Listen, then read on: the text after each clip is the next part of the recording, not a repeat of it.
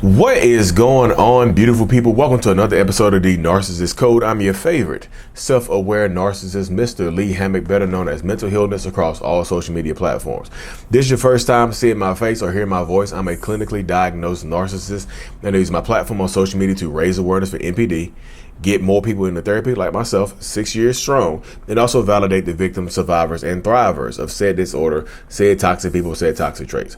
Today's episode is going to be about how sometimes you end up looking like the narcissist. Sometimes you end up looking like the toxic narcissistic person. Before we hop into today's episode, y'all, make sure you hop on Amazon. Check out the Self-Love Journal, I Love Me by Lee Hammock, the Self-Love Journal and whatnot, to, help you rebuild that self-love and identity and all those other good things. But yeah, y'all, I always tell people, controlling your reactions is a superpower that not a lot of people have when you're dealing with narcissistic people. Learning to control your reactions, learning to control your behaviors in, how you react to that toxic narcissistic person is a superpower, because the more you react, the worse you look sometimes, y'all. And that's just me being realistic. That's not me trying to be, y'all know, if y'all follow me for any specific period of time, I'm not here to victim blame. That's just not, I don't do that. That's just not me. I don't do the victim blaming thing. But this is me just letting you know that, like, if you are reacting to them, if you are experiencing reactive abuse, which is a real thing, if you don't know what if you do not know what reactive abuse is, it's when you look like the abuser.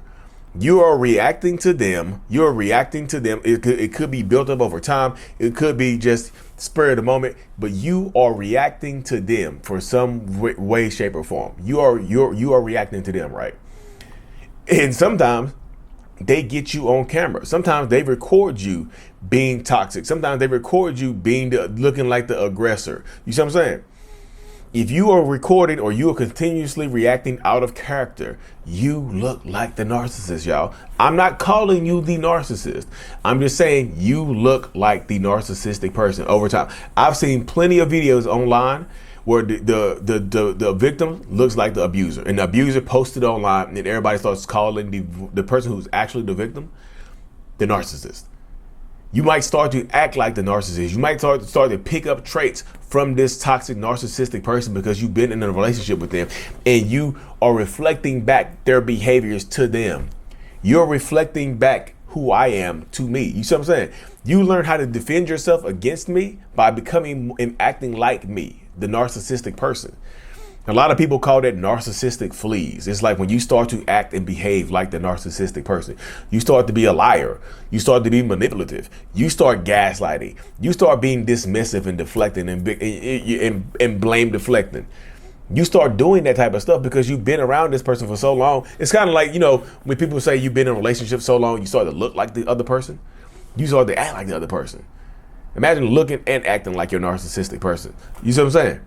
You look like the narcissist sometimes, y'all. I'm telling you, I'm not calling y'all.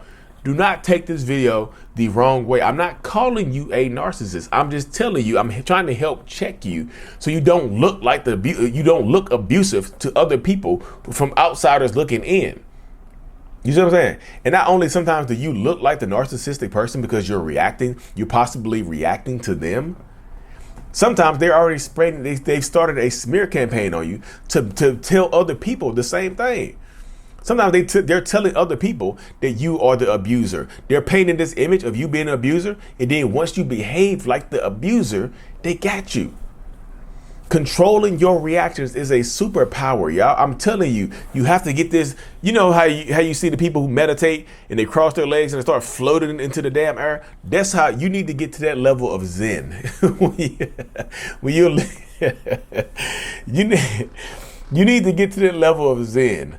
And just imagine yourself like with your legs crossed and you're doing your little arms, and you just start floating off the ground because you're so at peace in this toxic relationship. Because when you have peace, when you are exuding, when you are like expressing, when you have positive, peaceful energy coming from your presence, coming from your being, you irritate a narcissistic person's soul because we as narcissistic people are rarely, if ever, at peace. So we are jealous of your peace. So we need to disrupt it. You know what I mean? We would disrupt it. And sometimes, yes, y'all.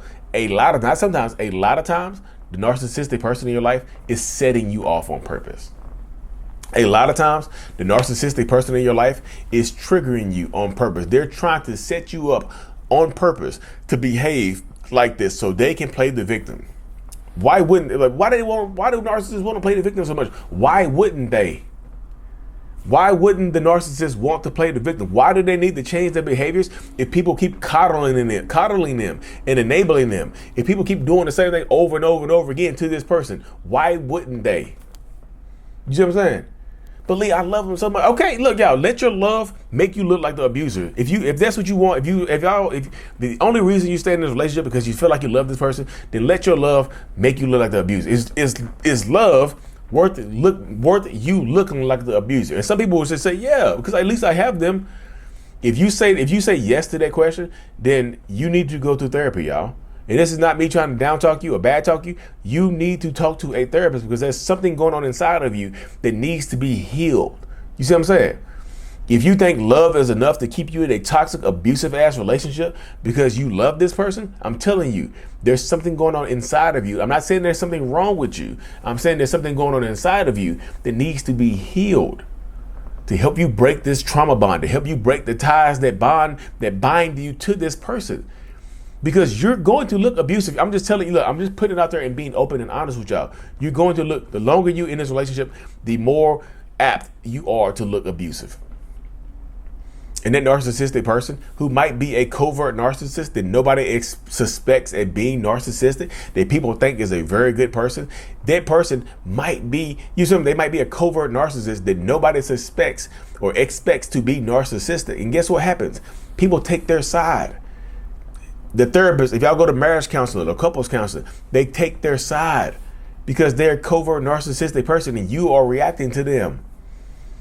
You see what I'm saying? That's why I just tell people, control it. You have to get control of your reactions. And yes, y'all, I know it's easier said than done. I know the kids might be involved. I know houses and cars and vacations and your lives might be intertwined. You mean like a tightly knotted French braid.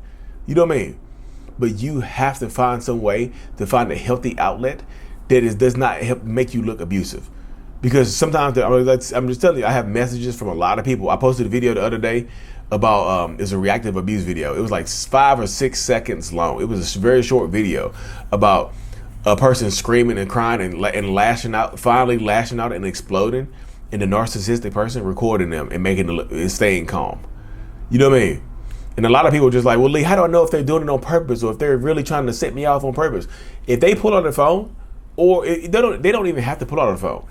If you are reacting negatively, if you are yelling and screaming and damn near about to pull your hair out and something along those lines, and they are still sitting right there calm, cool, and collected, then they probably did it on purpose. You see what I'm saying? If they have enough wherewithal to pull their phone out and record you when you react, they feel like they got you. Because, as I say all the time, if I can trigger you, I can control you. That's the mindset that a lot of narcissistic, toxic people have, y'all. If I can trigger you, I can control you. There's no if, there's no buts, there's no ifs, ands, and buts. If I can set you off on purpose, I got you. They were just telling people you have to get control of your reactions, y'all, because sometimes you're going to look like the abuser. And I know what people are going to say. Lee, I've been asking myself that question for a long time, if I'm actually the narcissist, because my narcissistic, toxic ass partner who's cheated on me, beat on me, left me a couple of times, discarded me, love bombed me, did all this stuff to me, they call me the narcissist. And I was just like, wait, no, there's no way I'm the narcissist. I've read online that if you ask yourself if you are a narcissist, that automatically means you're not one. That doesn't automatically mean you're not a narcissist, y'all. That's just how it works. You see what I'm saying? That's just how the mindset of everything works. That's just how the dynamic of everything works.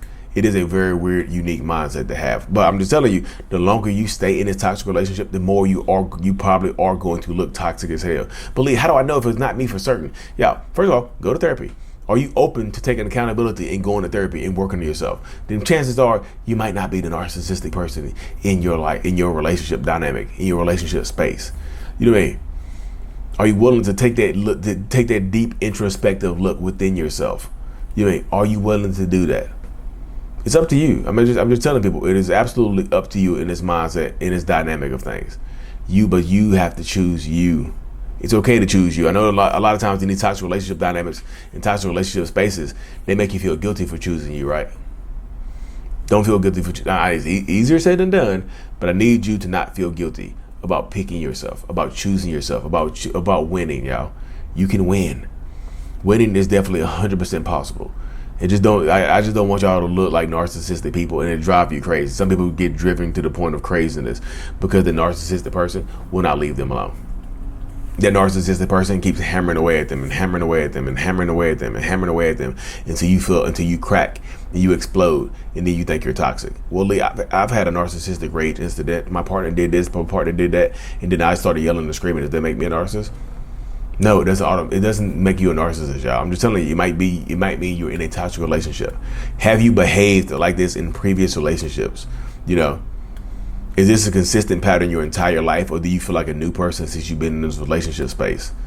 If you feel like a new person, then you have it right there. But anyways, y'all, thank y'all for tuning in to another episode. I truly appreciate every single one of y'all, because as much as y'all say y'all learn from me, I promise you, I learn even more from you.